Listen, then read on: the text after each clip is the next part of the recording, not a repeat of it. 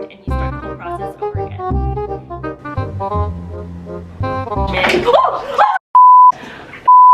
Oh my god, you scared the out of me. Oh my god. Oh my god, it really scared me. Don't post that. I won't. That was a... Hey guys, welcome back to my channel. So today I'm going to talk about the process of becoming a travel respiratory therapist. And for me, I find that there's a really big difference between doing a regular travel assignment and these COVID crisis deployments. I did do a video on that a couple days ago about the process of doing a COVID crisis deployment. So I'll try to link it up here if you haven't checked that out and if that's something that you're interested in doing. So I can only speak on my experience, and I have done both. I've done a couple COVID crisis deployments since the beginning of the pandemic. And I did do one regular travel assignment back in September. So I'll talk about the process of that and what I went through and what you can expect if you're trying to sign up for a travel assignment. In my opinion, a regular travel assignment are the travel assignments you would have found before the pandemic began. And I'm pretty sure since the numbers are thankfully going down with COVID, these are the type of assignments and what you would expect if you're planning to become a travel respiratory therapist, what the process would be like when you're doing those assignments. So where to start? So you finally decide you're going to take that leap and become a travel RT. So you pretty much put your 2 weeks notice at your full-time job if you have one. For me, my journey on becoming a travel RT started last year, June of 2020. I gave my 2 weeks notice at my job in Dallas, Texas, and once I decided that I wanted to start traveling, I let them know right away, and the research and looking everything up began. So the first thing you would do when you decide that you want to start traveling is look for an agency. There are tons of agencies out there, travel agencies that offer you the jobs, that connect you to the jobs, that basically the whole process will start once you find an agency. You can start off with just Googling individual companies, but there are also apps and companies that connect you to all the agencies at once. So an example of that would be NurseFly, which was actually the first website I went to when I decided to become a travel RT. When you sign up for NurseFly, it shows you all the job postings versus the agencies. So once you find a job that you do find interesting, it'll connect you to a representative from that agency, and then you would go from there. So that's one way of connecting you to an agency. Another way is going with a specific agency that you know of. The only advice I would give when you're trying to find an agency is word of mouth. I felt like NurseFly was a good stepping stone for me as a new RT because I didn't really know any travel RTs at the time. So NurseFly was just me finding a job I liked, a location, and I went with it. But the more people you meet in the travel community, you'll learn which agencies people prefer, which ones they like, the perks. Word of mouth is really the best way to decide which agency you want to go with. Another great way to learn more about different agencies is through social media. Instagram, Twitter, Facebook. Each agency has all those social media outlets. For me, Instagram is pretty much the only social media that I have. So I would, whenever I heard of a specific travel agency, I would just subscribe to their page, and all their job postings would pop up on my feed, and that's when I would look into the specific jobs that they have, the kind of money that they're offering, their perks, their benefits. You can learn a lot about an agency through their social media posts. At the beginning, it can seem super overwhelming because there are so many travel agencies trying to recruit RTs. So try not to get overwhelmed. The best thing you can do is just talk to other travelers and just get a gist of how their experience was with those specific agencies. So my main priority when I was looking for assignments on TravelFly was location. I knew I wanted to be somewhere sunny by the beach. I didn't want to work more than 3 days a week. And of course, I wanted decent pay while I was on assignment. So the first assignment I took was in Santa Barbara, California. It was an 8-week assignment and it was amazing. I loved my time there so much. I would definitely go back. So when you're looking for an agency and an assignment, just keep in mind the main things you're looking for when you're going to go work. Some people, of course, pay. That's a huge thing right now, especially during the pandemic. For me, with the COVID crisis deployments, pay was what I was looking for. But when I did the assignment in Santa Barbara, it was mostly for location. So it's nice when you use apps like NurseFly because you can sort the assignments whichever way you want to look at it, and it kind of makes it easier for you and lessens the stress of you trying to find where to start exactly. So the next step after you find an agency or you find an assignment that you're interested in is connecting you to a recruiter. And I will tell you this, if you do fill out a questionnaire or sign up for an app for these travel agencies, you will get bombarded with emails and texts and calls from these people trying to recruit you. At the beginning, when I was looking for an assignment, I was getting like 8 or 10 calls a day with people offering me assignments and wanting to talk to me and figure out what I wanted to do. So it is kind of like the opposite of the COVID crisis deployments. There, you're like chasing after them to get the job, but when you're doing just a regular travel assignment, once you give them your information, they will definitely hound you to see what you're looking for and help you get an assignment. So once you're connected to a recruiter, they'll get all your basic information, get to know you. I found that every time I've spoken to a recruiter, it was very personable. It didn't feel like a job interview. It didn't feel, not that it wasn't professional, but it was definitely like talking to a friend, trying to figure out, okay, what are you looking for? How long are you looking to work? Where do you want to go? What kind of experience do you have? It didn't feel intimidating at all. So don't feel intimidated to speak to a recruiter if it's the first time that you're traveling, because in my experience, they've all been super friendly and they've catered to your level of experience with traveling, if that makes sense. The first time I traveled, my recruiter was so great about explaining tax, non-tax, how the travel process works. And then once I got the hang of it and started to figure out how this all works, the recruiters were pretty good about just giving me the information that I needed. So your recruiter is your main point of contact at the very beginning. Actually, throughout your whole assignment, that's the person you touch base with the most. So my advice when you speak to a recruiter is to definitely go with a recruiter that you feel comfortable with, that you feel like there is a level of trust, because they're the ones that are going to vouch for you, find that job for you, submit you for all these jobs. So try to find a recruiter that you feel good vibes with, you know, like don't go with someone that you feel uncomfortable with, because you're not going to want to talk to them like all the time. Man, I was drinking my juice and I spilled, so try not to look at that. On my last video, like I said, this is a learning process for me. I wore glasses and you could totally see the halo light. So we're moving on up. I have my contacts on, but now I was drinking this and now I spilled on here, and we're just gonna pretend that didn't happen. Speaking to a recruiter, that's the time when you need to let them know everything you're looking for. The more assignments you take on, the more you know what you're looking for in contracts and assignments. And another reason why I say make sure you go with a recruiter that you feel comfortable with is because the recruiter is going to be the person that you're going to negotiate your contract with. You're going to tell them, hey, I don't feel comfortable with this in my contract, or I would like more pay, you know, like things that are kind of awkward to talk about sometimes. That's the person you're going to be talking to throughout your whole assignment. So number one advice, stick with a recruiter that you really feel comfortable with. Once they get all that information from you as to what you're looking for, if you don't have a specific assignment already in mind, they're going to be the ones to do the legwork and like send you assignments that follow the criteria of what you're looking for. For my first assignment, I had found Santa Barbara on NurseFly and already told her that was what I was looking for. So it was pretty simple then. But then after that assignment, I didn't really know where I wanted to go or what I wanted to do. I kind of told her, well, I think I want to stay in California. So she would start sending me emails and texts about different assignments in California. And also, you don't have to just be interested in one assignment to be submitted for.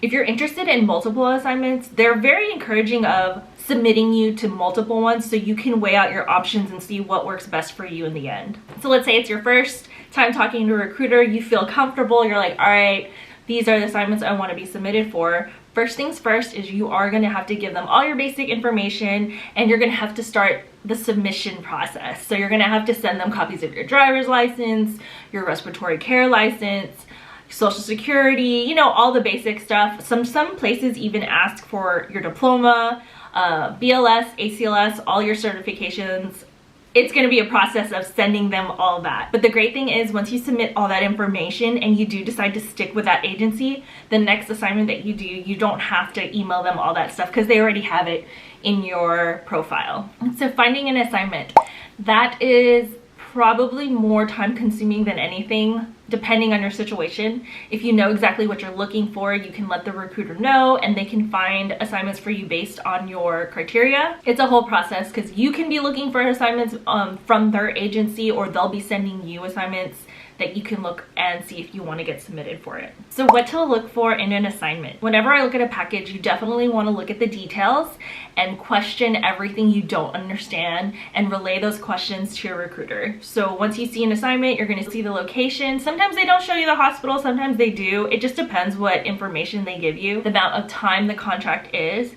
You'll see your pay, you'll see your stipends, you'll see how many hours are required per week. You will see if there is a relocation bonus, and sometimes there's also completion bonuses for certain contracts. So many details, and when you first see it, you're so confused because the first time I saw the details of a contract, I was like, I have no idea what tax, non-tax means. I didn't know how the stipend works. So many things to consider. And if you have a good recruiter, they're really good about breaking it down for you, answering all your questions. You just have to keep in mind, they're working for you, right? You're the ones that's gonna go out and work these assignments. So make them work, make them help you out and get the best assignment for you. So as far as pay goes with travel assignments, I feel like I could do a whole other video explaining all that. But the biggest things you need to remember and know about is your taxable pay and your non-taxable pay. So I feel like I will make a separate video when it comes to pay, but definitely look through the contract with a fine-tooth comb, like make sure everything adds up. Ask your recruiter questions. Like I would text her nonstop for hours because I was asking so many questions about the contract, my first assignment. And to this day, I still do. I'll text them anytime I have a question. So if the contract looks good to you, something you're interested in, and let's say you've submitted all your paperwork for them, so what they're going to need from you is basically a package of like, you know, your licensing, your information, everything that they can submit to the hospital. That includes your resume and all that. So if you tell them that I'm interested in this assignment in Santa Barbara, once you have all your information sent over there, they will submit you for the job. They kind of do all the heavy work for you. Like let's say when you're looking for a job, you know, you have to fill out an application, submit your resume. When you have the recruiter, obviously they're doing all that for you. So when you start talking to a recruiter, make sure when they ask you to send something in, you send it in pretty quick. Because the faster you send things in, the faster they can submit you to these jobs and assignments that you're interested in. Once you get submitted for a job, the next step is getting interviewed. So this can go multiple ways depending on the hospital and the job. One way is just a good old-fashioned interview, which when I was in Santa Barbara, I interviewed with the respiratory director, and it's like a normal phone interview. They ask you questions like, how long have you been in RT? What's your experience? Do you feel comfortable in the ICU, ER, floors? What vents are you comfortable with? Since the pandemic hit, how comfortable are you working with COVID patients? Have you worked with COVID patients? And kind of just getting to know you, just like a regular interview you would have at a normal job. And then there's also these recorded interviews, which to me is way more awkward than talking to someone on the phone. So how these interviews work is your recruiter will send you an email and it'll have a telephone number for you to call anytime during the day, and it's all automated. So you'll call the number and it gives you a little ID number so they'll know that it's you calling into the number, and it'll be automated where they ask you different questions and you just answer it on the phone. So they'll ask you, you know, like typical interview questions like, so what is your greatest strength and how have you used it in the hospital? It'll give you like a couple seconds to think about it, and then beeps and you record. And then you press the number and then it submits it.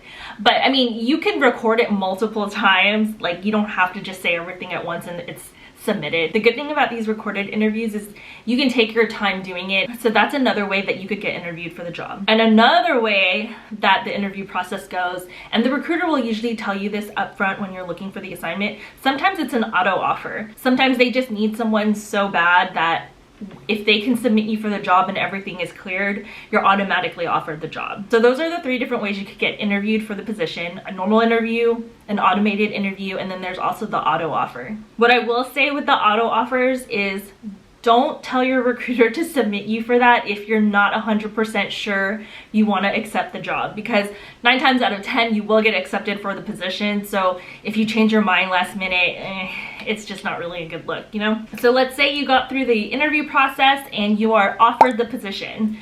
They will send you over a contract, and that is where you read through it again. Make sure you go through your contracts. I don't know how much I can emphasize that. Read through your contract front and back. Make sure everything looks good. Make sure it all adds up, the pay, everything. Another thing you'll have to consider before you sign the contract is if you want to look for your own housing or you want to go with the agency's housing. So for me, I've always decided to choose my own housing because then you get that stipend for housing.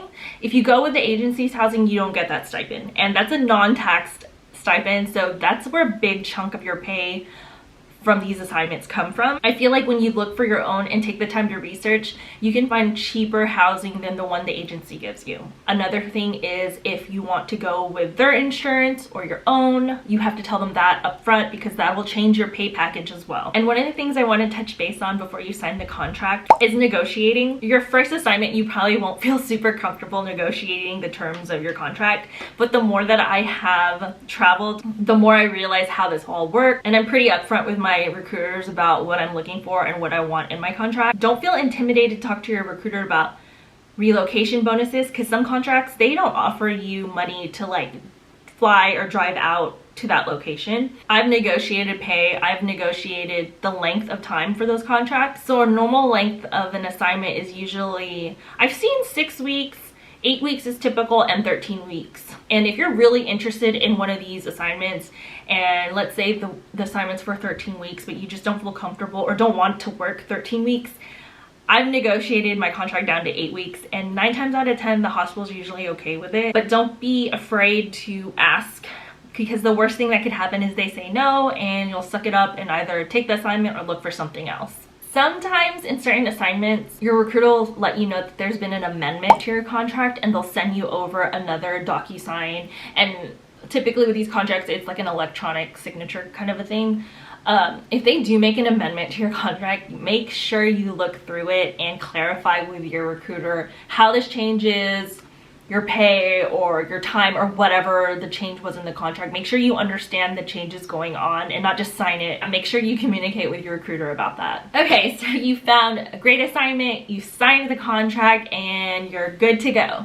The next step that's going to happen is you're going to be paired with a credentialing specialist. The credentialing process can be tedious because there could be a lot of things you need to do. And like I said before, once you've submitted all your information to these agencies, the more assignments you do, the less you have to do for a new assignment.